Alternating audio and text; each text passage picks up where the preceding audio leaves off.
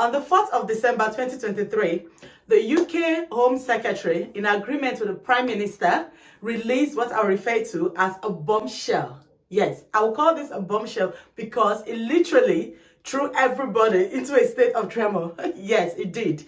Especially all those who were involved, all those who were either on the health and social care worker visa, those who were students waiting to bring independence, those who were already here hoping to switch employers, those who were here waiting on their dependents to come in, those who, it was a lot. It was a lot. Everybody went, what is happening? So everybody was confused. There were a lot of speculations that came. A lot of persons tried to make a sense of what the information exactly was, or what it was meant to be, who it was meant to affect, who was meant to be exempted.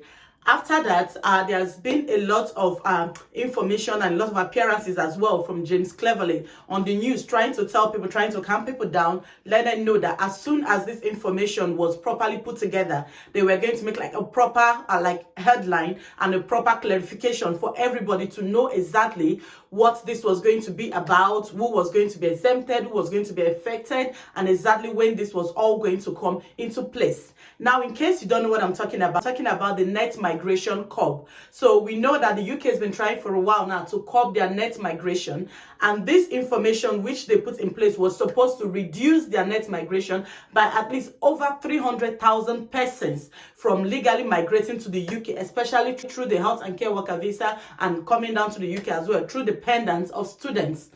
Okay, so this is all what it's waiting on them to bring, like a proper clarification. But good news now is that while we were all jollying, enjoying our Christmas, they have officially updated the UK website, which is the Govt.uk, about exactly what this information is all about. So that is what we'll be talking about today. I'll be walking you through the information which is on the Govt.uk website, okay? And I will also be leaving the link about everything we'll be discussing today at the description part of this video. So at the end of this video, you can click, you can watch, you can internalize, you can understand exactly what they mean. But for me, I do think that this information comes with a little bit of ray of hope. It comes with some good news, especially for those who are already in the UK, who have been very, hyper. This information is supposed to calm them down, give them more clarity, make them, feel more at home and feel more happy, and especially help them end this year in a very smooth way, if you get what I mean. So if you're seeing my face for the first time,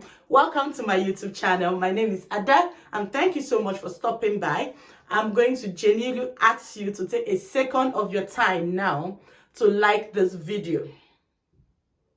Yes, I'm literally waiting on you to like the video. And if you haven't already subscribed to this channel, please do hit the subscribe button.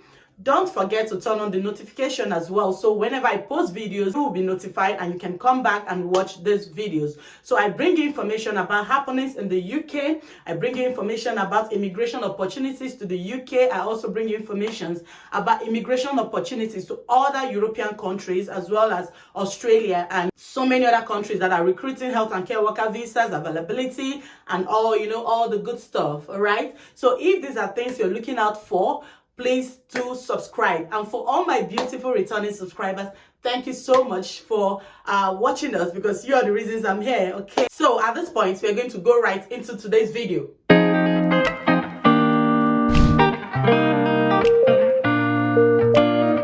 So I'll be sharing my screen with you just so we can read this together and try to make enough sense about what it's all about.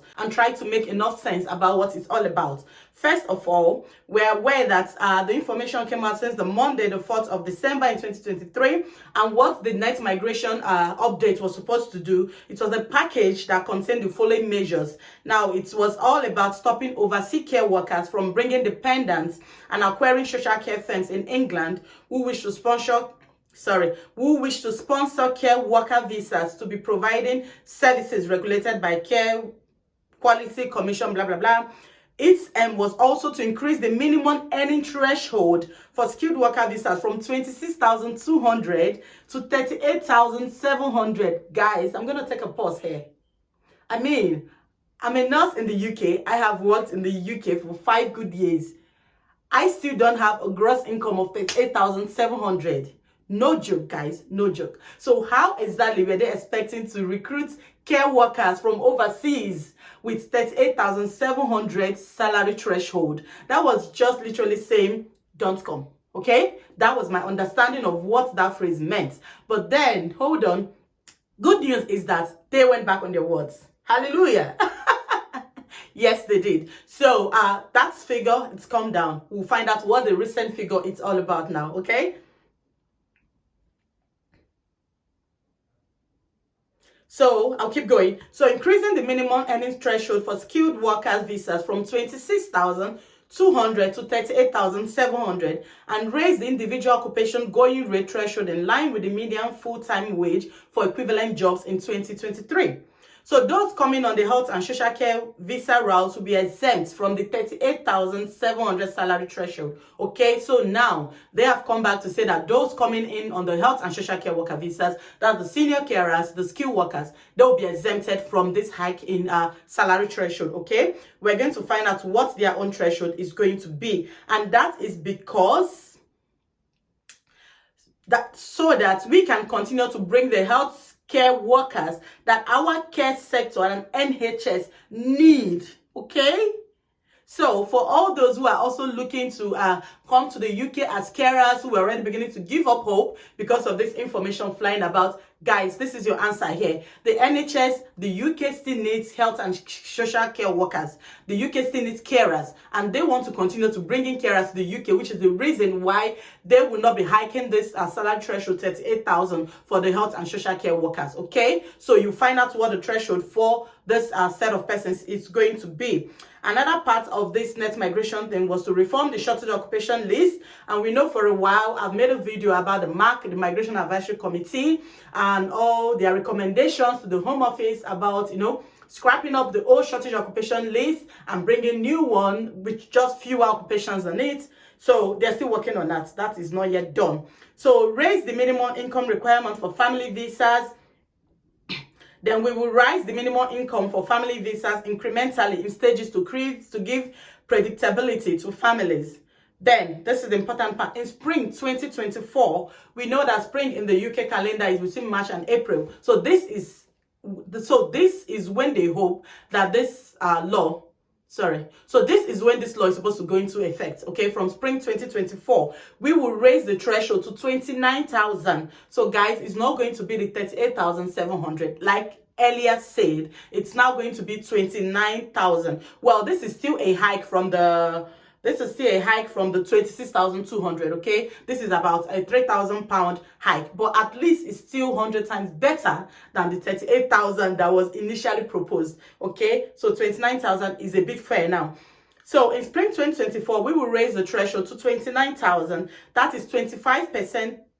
25th percentile of earnings for jobs at the skill level. Okay, then there will no longer be a separate child element to the minimum income requirements. So this part, what they're trying to say is, initially, before, employers who were recruiting people from overseas were given like a little going rate of less than 25%. So that's going to all be scrapped. They have to employ people at equal basis. Either you're employing from the UK British nationals or you're employing from overseas. It's all going to be the same salary threshold. Okay. So until the immigration rules are amended, the current threshold and policies remain in place. Then full details of traditional provisions will be set out next year when further policy details will be announced. So now, guys, stay with me. Let's go right into how these new laws and information does affect us, especially if you're on the health and care worker visa, if you're a dependent of the health and care worker visa, if you're hoping to switch to the health and care worker visa, or you've already switched or you're hoping to bring your dependent, please come closer. Or if you're not, please share this video to them so exactly they know what they're supposed to do now and how this does affect them. So carers and senior carers, these changes will be introduced as soon as possible in the new year. Okay, in the new year. Initially, it's been said that it's in spring, March, that is March, April 2024. But at this exact spot, they have said in the new year. So guys, we don't know exactly what this date is, but I can beat my chest and say it's not going to be beyond April 2024. So if you need to do anything, this is the time to get it done. So number one, care workers under the code SOC, that's the 6145, and senior care workers under the code SOC 6146 already in the route will be able to remain in their dependents, including extending and changing employer and settlements. If you ask me at this point, if I was a carer, I'm supposed to be taking like a chill bottle of Coke. Because this is like a lot of relief. This is why everybody has panicked. Like, what is going to happen at the end of my visa? If I'm trying to renew my visa, what am I supposed to do? What's going to happen to my dependent? So this is, it's now specified in white and black. Okay, so you are to remain with your dependents, including extending, changing employer, and applying for settlement. So if you came in on a 3 years visa, of course, you know you have to get another 2 years before you get to the 5 years where you can apply for indefinite leave to remain. You are able to renew your visa without hiking this price, without this new price in salary threshold. Okay, you are also able to have your dependents stay here with you. You're able to change employer. You're able to apply for extension of visa. You're also able to apply for your settlement at when due, which is what, in 5 years time. So this for me, it's a very good relief. Okay, so where a care worker or a senior care worker is in the route before the immigration rule changes but has not yet brought dependent, they will be allowed to bring dependents during their sponsorship on this visa. At this point, if I were you, I will be standing up and dancing. Okay, I will literally be standing up and dancing because so many people have panicked, especially at this point. Like, I just moved to the UK on a health and care worker visa. I'm not yet ready to bring my family in. I need to settle in. I haven't done this. I haven't done that. So this is your answer. Okay, you don't have to hurry anymore. Your family can still come in to join you. Okay. So far, you were already in the UK on the health and care worker visa. Before this information, before this new rule was implemented, your family can join you at any time. No need to panic anymore. Number 3, so individuals who are in the UK on any other route, including where that route permits dependents who switch into the care visa as a care worker or senior care worker after this date, will not be able to stay with or bring over dependents. Okay? Individuals who are in the UK on any other route. So most especially, I would think this is talking about those students who came in to the UK, let's say on a student visa. So if you do switch over to, let's say, a health and care worker visa after this law has been implemented, you will not be able to bring in your family, okay? You will not be able to bring in any form of dependence. That is what this part is explaining. So care providers who are sponsoring workers in exclusively non-regulated activities and blah, blah, blah, we just have to do that and hire new ones. That one is not important for us. So let's go over to the next bulleted point, which is the salary threshold. So these changes will be introduced via immigration rules with implementation in April. Okay, so the first part of this will be introduced as early as possible. Then the second part will be introduced from April. So those already in the skilled worker route before the immigration rule changes should be exempt from the new median salary levels when they change sponsors. The same thing we're saying, if you're already on the skilled worker route, even if you're changing sponsors, you're extending your visa, nothing should concern you with the new 29,000 salary threshold. You're fine with your 26,000, okay? Then immigration salary list. We will commission the MAC in January. So this is talking about the shortage occupation list. So for now, we will the shortage occupation list will be renamed the immigration salary list. And the Migration Advisory Committee will advise on which of the current shortage occupation list occupations should remain on the list in line with the new salary threshold. Okay, so this part has not yet been concluded yet, but one thing they have said is that the shortage occupation list, at least the name will be scrapped out and it will be renamed the immigration salary list. Okay, so in future time, we may not be able to find the shortage occupation list anymore. What we'll be finding on the Govt.uk website will be the immigration salary list. So for now, they say they're still working on getting us what the list is going to look like. Okay, so family immigration minimum income. Those who already have a family visa within the 5-year partner route or who applied before the minimum income threshold is raised will continue to have the applications assessed against the current immigration requirements. So those on a spousal visa who have already done the application before this new law comes in place is not going to affect you also. Okay, so anyone granted a fiancé visa before the minimum income threshold is reached will also be assessed against the current income requirements. So it also means if you're coming to the UK under this fiancé visa and you were already granted your visa before this new law is in place, you will also not be affected by it.